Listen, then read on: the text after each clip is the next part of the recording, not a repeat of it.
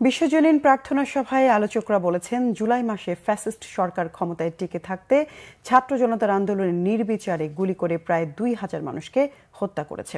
হাজার হাজার মানুষ আহত হয়ে পঙ্গুত্ব বরণ করেছে। বলেন, এরকম হত্যাকাণ্ড কোনো সমাজ গোষ্ঠী সমর্থন করে না। রবিবার রাজধানীর ইঞ্জিনিয়ার্স ইনস্টিটিউশনে ২৮তম বিশ্বজনীন প্রার্থনা সভার আয়োজন করে হাক্কানি আঞ্জুমান বাংলাদেশ।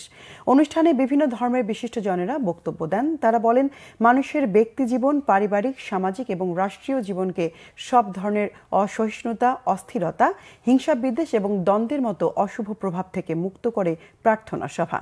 সকলের মধ্যে মানব কল্যাণের চেতনা, ঐক্য, শান্তি, সম্প্রীতি প্রতিষ্ঠায় নিঃসন্দেহে ভূমিকা রাখবে।